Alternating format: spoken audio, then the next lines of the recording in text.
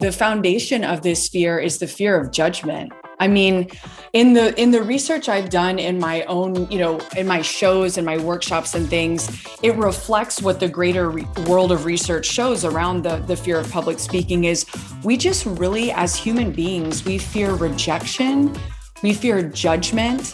I think we fear ourselves a little bit, like, where do I fit in? We all want a sense of belonging. We don't want to think that we're the only ones.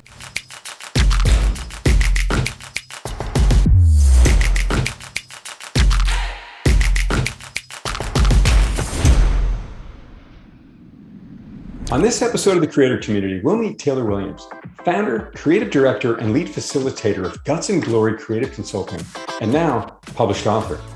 We'll learn why people are so afraid of public speaking and the power of public speaking as a connecting tool.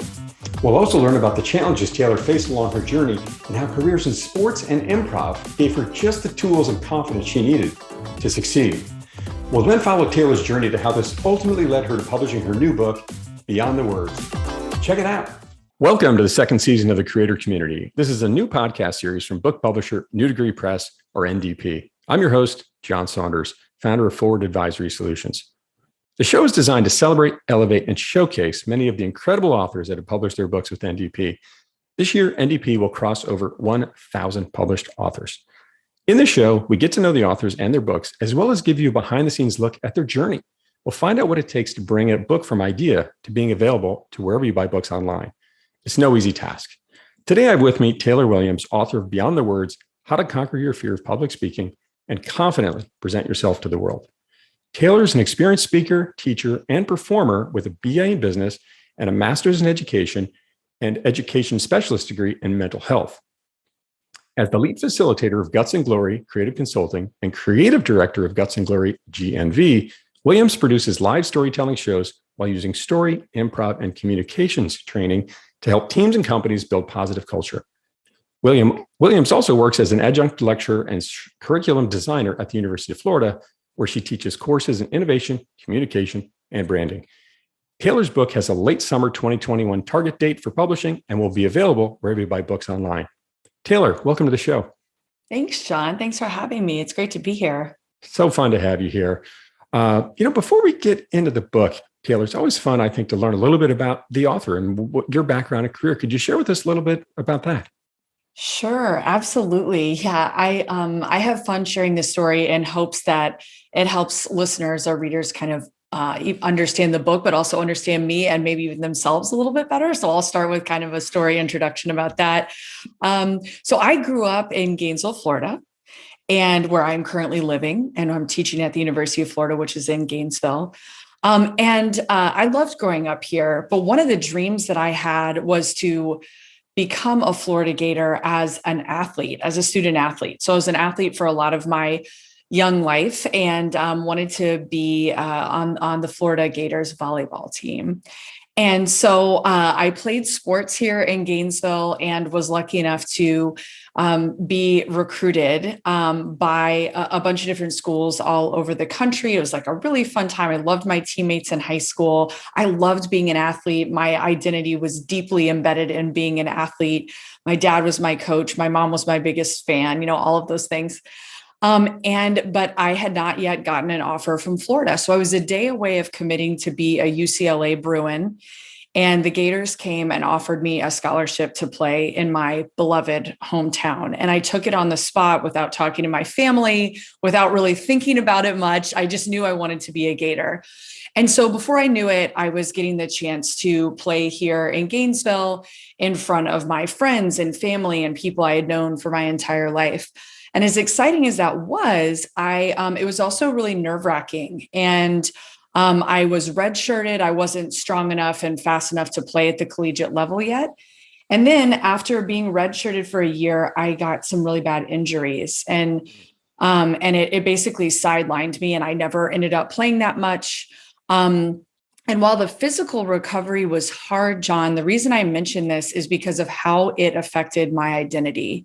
how it affected my voice, how I spoke up for myself or didn't, how I understood myself as a person living in the world. I had, like I mentioned before, my identity was deeply embedded in being an athlete. That's kind of the pedestal that I was on, and my vantage point for the world, and really how I presented myself to the world. But when that athlete identity was stripped away from me, I had to think about who I was without athletics and with feeling honestly a sense of embarrassment or shame that things did not go like I wanted them to go as a Florida Gator volleyball player. But the cool thing is, John, is it led me to what I'm doing now. I ended up, using my redshirt year to actually go to grad school.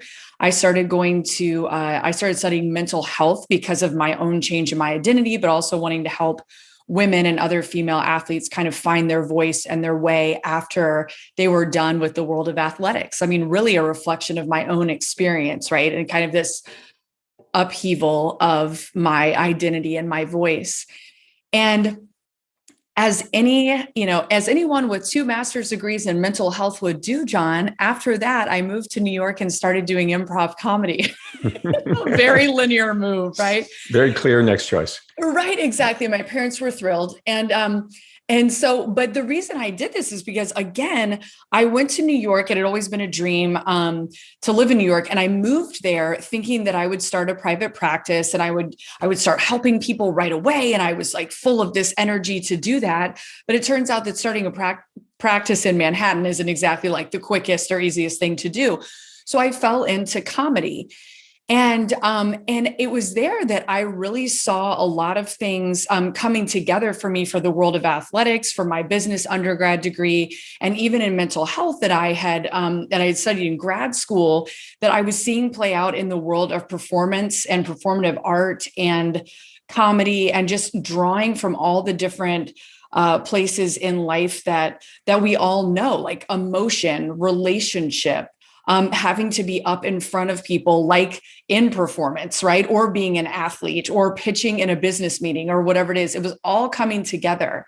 And so even though this was a weird, non-linear path for me, John, it has created the world that I live in now, where I get to help people find their voice, decide how they want to present themselves to the world, and redefine their identity and how they express themselves. So all of that to say, that really helps to define who I am, but also why I think this work is so important.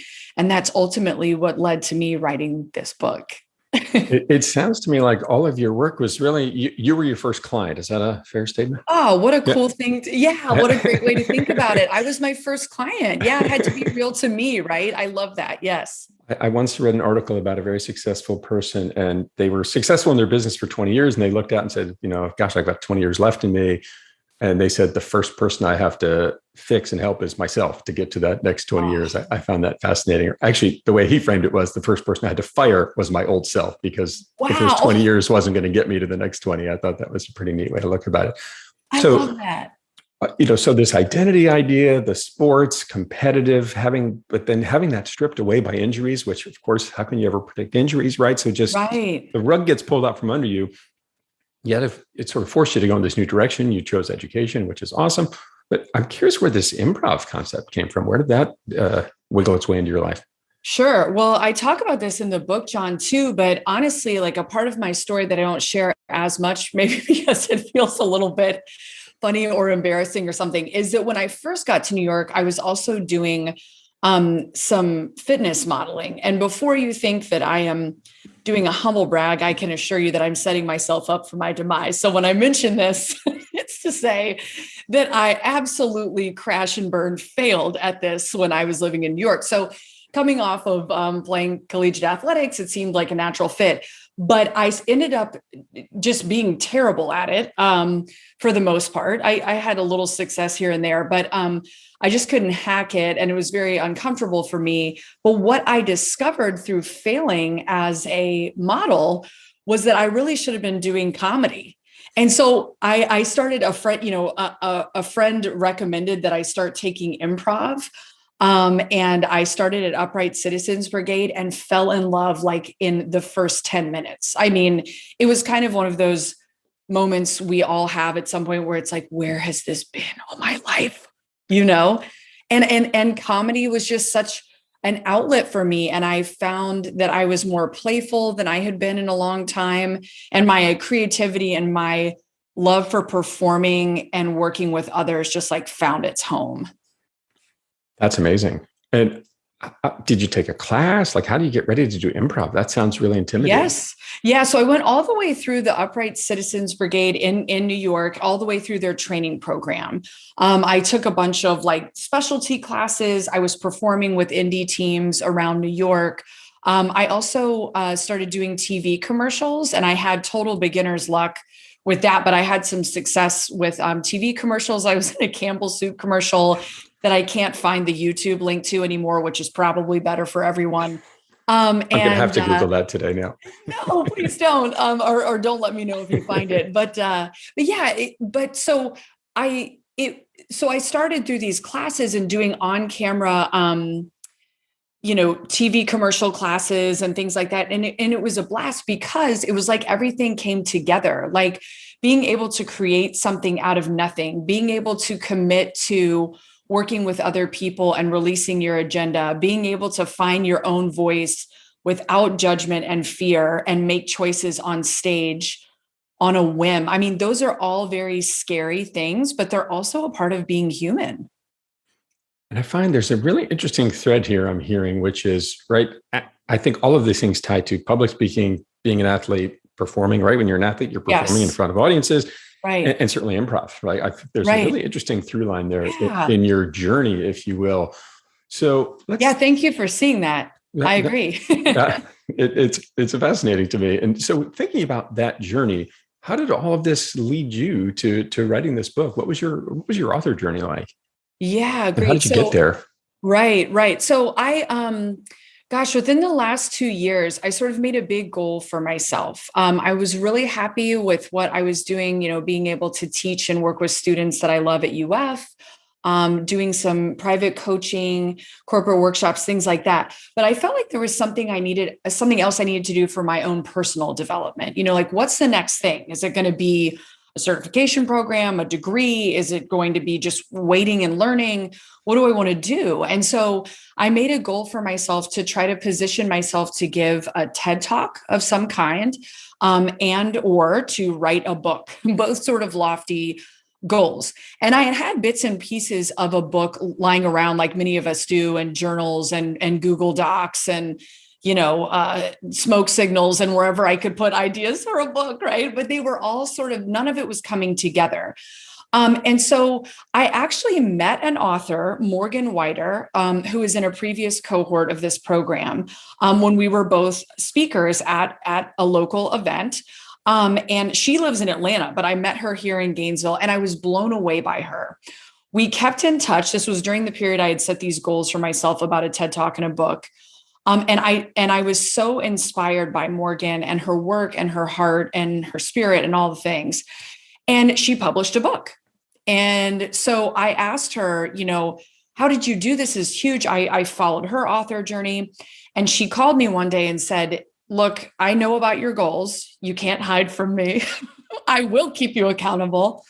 And I can't make you give a TED Talk, but I can make you sign up for this book program. And a new one is starting in 5 days or something. And before I knew it, I was on the phone with Eric Custer having this conversation about this program. And I was like writing a book in 3 days. The other cool part of this, John, is that around that same time, I serendipitously did get the chance to give a TEDx UF talk. That was kind of sidelined for a while by the pandemic.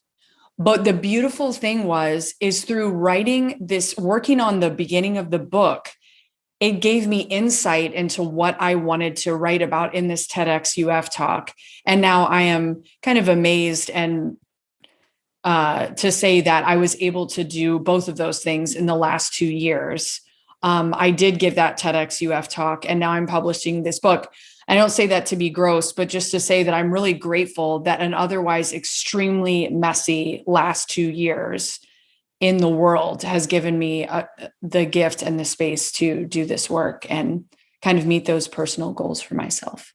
I'm hearing again some really interesting themes to me, which are one, having goals, setting them, Sure. and trying to find a way to get to them. And sometimes it takes, inspiration can come in a number of forms. In this case, sounds like Morgan Wider, which is great. Yeah. But just having those goals, one of my favorite sayings is, particularly as a leader and leadership coach, is, if you aim at nothing, you're bound to hit it, right? And Oh yeah.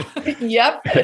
and if you aim at Right. something, your chances are pretty good you might get there. So I love that. So Yeah. tying all of these ideas together with improv, with sports, with your educational background, and now this book, like how did public speaking come into this? Like, obviously that's a key part to your book. Why public speaking? Why was that your key theme here? Right. So I think in all of these spaces where I was performing or on different stages, I use that in quotes, along my life, is I just discovered more and more how terrified people are of public speaking, John. Like, it is a debilitating fear for a lot of people. And as a lot of us know, I mean, the rankings, research shows that people rank their fear of public speaking right up there with the fear of death. And if that doesn't say it, I don't know what does. Jerry Seinfeld famously said, you'd rather be in the coffin than giving the eulogy. I mean, that's just awful, so I was experiencing people, whether it was in improv, live storytelling, giving a presentation at work, or my students even, just suffering as I asked them to introduce themselves on the first day of class. I mean, I was just seeing all of this fear. And I feel very fortunate that I don't have as much of that fear in me innately. So I thought this was maybe a chance to give back and to write about some of the ways that I feel comfortable on stage, how I got over some of those perceived failures and huge shifts in my identity, knowing that there were other people out there who were experiencing those same things. And so, I think we've talked about this before, John, in our conversations, but, Buechner said that a vocation is where, your greatest joy meets the world's greatest need. And this could be one of those things for me where it's like, okay, I love this stuff. Other people hate this stuff, public speaking being this stuff. Maybe I can be helpful there. And so that's what the subject of public speaking was born out of. And I think it's a lot deeper than people believe it is. It's not just speaking in front of a crowd of strangers. It is amazing that just the simplest things, like, as you said, standing up in class and saying, hi, my name's John. I'm new to Florida. Great to be here, whatever, like how hard that is for people to say those 10 words out loud in front of a group. And you recognize that. And then, saw these patterns all over throughout your life where people are struggling with this and want to come up with a solution. But, let's stay with this fear thing for a minute. Why is that fear so pervasive? Why do we all fear it so much? Why would we rather be in the casket than giving the eulogy? Let's explore that, shall we? Yeah. Yeah, John, I think, the foundation of this fear is the fear of judgment. I mean, in the research I've done in my own, in my shows and my workshops and things, it reflects what the greater world of research shows around the fear of public speaking is we just really, as human beings, we fear rejection, we fear judgment. I think we fear ourselves a little bit, like, where do I fit in? We all want a sense of belonging. We don't want to think that we're the only ones, right? And so I think this fear lies somewhere in there. And I think we also don't give public speaking enough credit for what it is. So one of the things I ask readers to do in the book is to broaden their lens of what public speaking is and can be. So I try to say, hey, public speaking is not only, presenting a PowerPoint deck that you've spent tons of hours on, and present it to a huge group of strangers. It can be that, but it is raising your hand and giving an answer in class. It is standing up and introducing yourself to a new group of friends for the first time. It is going on a first date. It's making a pitch to your colleagues that and love, hopefully. It's the things that we do every day that are more based in our presentation of ourselves to the world. And that's scary stuff, There's so much judgment in the world, right? And we go around wondering what people think about us. And so many times I think we often get in our own heads about it, right? And we're Oh, not yeah, it's not even reality what's happening inside the other person's head, that's but right. we create this image for ourselves. And as we've learned here, it can be debilitating. That's really fascinating. Right. And so it sounds like, one of the themes you talk about in the book is this idea of connecting and public speaking as a connecting tool or resource. Mhm. Why is that? Why do you emphasize public speaking as this opportunity to connect? Yeah, thanks for that question on, because this might be my favorite part of the book. I hope that this is kind of what helps people, whether they love or hate public speaking. This is the part of the book that I think can kind of take them to the next level. So I sort of believe that we think of public speaking as an individual sport, right? Precisely because of what you said, John, is that we're up in our own heads. And we come up with these ideas of why we should be afraid, how we're failing, maybe why we're not good public speakers, whatever. But in reality, I think that there's an opportunity for public speaking to be a means of connection with other people. It's not all about us. And I think when we can move from this fear of like, this is all about me and me being put to the test of how I could fail, and we can move towards, what if this is an opportunity to understand my audience, to reach a group of listeners who's trying to learn something or change or feel empowered? What if I can shift my focus to all about myself, to understanding my audience and trying to meet their needs? What if I can make my audience feel like they aren't alone? Using that kind of thinking about sort of this generative, community oriented growth of what public speaking can be, I get really excited about that as an opportunity. And it helps us take the obsession and the fear outside of ourselves. So it's a tool in many ways to connect with people on so many different levels. And I think there's Yeah. some themes there of empathy and understanding your audience and helping educate them and learning from your Yep. own journey.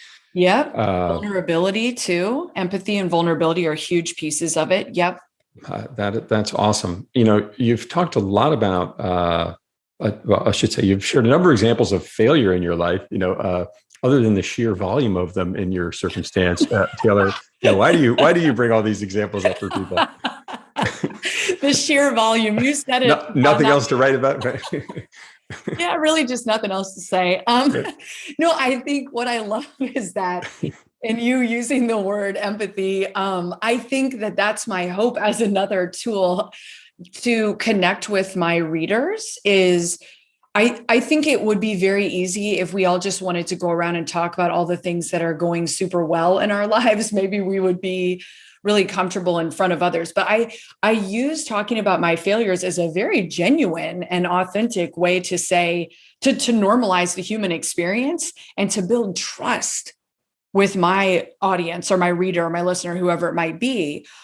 Because I wholeheartedly believe in that as a way of building that trust through vulnerability, and through empathy. So I'm trying to imagine where my reader is when I'm writing those things about, like, hey, I've been there too. Listen to how ridiculous this is. And I write about a lot of my failures with a healthy dose of self-deprecation and hopefully some humor, because I do laugh at a lot of them now, and some of them are sort of serious, but I hope that it builds that trust and that comfort with the inevitable failures that we will all have in public speaking and other arenas of life. It's so great to untether that concept that many of us can get stuck on, which is, oh, if I do something, it has to be perfect. And if I fail, right, this is this kind of growth versus fixed mindset a little bit, right? Instead of being upset with ourselves for failing, let's learn from it and see how we can grow from there. And so I appreciate you taking that level of vulnerability to share with your audience, to bring them in, to build trust, to help them understand that we've all been there, and it's not that you failed, it's how you react to it, right? That's awesome. Absolutely. The mindset piece that you're talking about. And John, if I can, you're reminding me too about this element of the book that builds on exactly what you're saying, which is we have a tendency to look only towards experts to get better. So we're looking at, let's take public speaking as the example, because that's what we're talking about. But if let's say we only think about people like Oprah, Gary Vee, the Obamas, people we might think like, oh, they have such swagger and confidence in their public speaking. They can talk to anyone, they're great examples of things we like about great public speakers. But if we make experts who we perceive never mess up or, never make fools of themselves or get tripped up on their words or whatever, we are setting ourselves up for failure before we even begin, right? Because we're just thinking of like the pinnacle examples. And it's like, if I can't speak like Oprah, then I may as well not bother. That's ridiculous. So what I propose is that we embrace our ability to fail, however you want to define that, to mess up, to get stuck on our words, to forget our train of thought, whatever. And we look towards people around us in our community, attainable, real life people who inspire us to be better public speakers instead of experts. So it might be someone like a minister, a teacher, a college instructor. You might have a bartender or a waiter that you think is a great person, just like they present themselves in the way that you would like to, or they speak confidently or get ideas across in those ways. And I think that helps humanize and normalize the process of becoming a more comfortable and confident public speaker or presenter in the world. That's my hope. Fascinating that I love all the examples you shared, because you could find this in so many aspects of our life. I think of, right. When we used to go to restaurants, pre-pandemic, right. And sit down, and I often would marvel at when there was you sort of don't always notice a waiter, but when they're really good and present themselves well, you take note and you remember they're really that person, good, right? like, yeah. What was interesting about that person? And I love that you have this broad array of examples there. Yeah. This is incredible and such a powerful tool for people to develop and learn. Is there a particular style of public speaking you teach to or coach, or is it more about helping people find their own? Great question. Yeah, I think it's more about people finding their own, because I do think it's important to broaden the view of how we define public speaking. I'd like for people to be able to bring their own flavor to what they do. I think there's a lot of great resources out there for if you want to give a formal kind of talk, or if you want to give a TED talk, or persuasive speaking, storytelling. I come from the world of storytelling. I love that. But I think my approach is more how to kind of embrace where you are as a public speaker and then take it to the next level, whatever that means for you, whether that's gaining more confidence, whether it's normalizing that you break out in hives every time you're about to meet somebody. I mean, that's some people's real experience, or whether it's you are comfortable with public speaking, but you have a feeling that there's something else out there for you and you want to connect with people more deeply. So there's a piece of the book that's accepting where you are, like it's all good, and how do we grow from there? That's awesome. So it could be for anybody, really, right? That's right. In that That's my respect. hope. I appreciate that. Well, taking a step back from the book for a second, just thinking about this journey, is there something you would say that's been an unexpected positive you found from writing this book and just going through this journey? Oh gosh, there have been so many. And at some point I need to sit down and make a list. I've thought about this a lot. I think it's just one of the things that comes to mind right away is that it was a beautiful use of time and energy. And I think there are a lot of things that we do in life that we don't give a lot of credit to because we're just enjoying them. It's almost like, well, I'm not getting paid for this, or I don't really know where this is going, or am I allowed to spend my time and energy and resources on this if it's just something I enjoy? And the answer is yes. And I don't know. I've really seen that through this book. I mean, I would get obsessed with it sometimes and just write. And then I would go through what maybe people refer to as writer's block. And I would think it was all terrible. And I had to step away from it and get some space and whatever. But it's taught me so much. And that it is totally worthwhile to invest in something that makes you feel alive, even though you don't really know exactly where it's taking you yet. And this book has been such a tangible example of that for me. So hasn't brought you untold wealth yet, but it's given you just a very as it likely will, and a passion project right. to learn and grow yourself, which is awesome, and be able to share that message with others. That's a beautiful message. So speaking of messages, Taylor, what would you think if you were going to pin down sort of one or two key messages you think readers can take away from your book? What do you think those might be?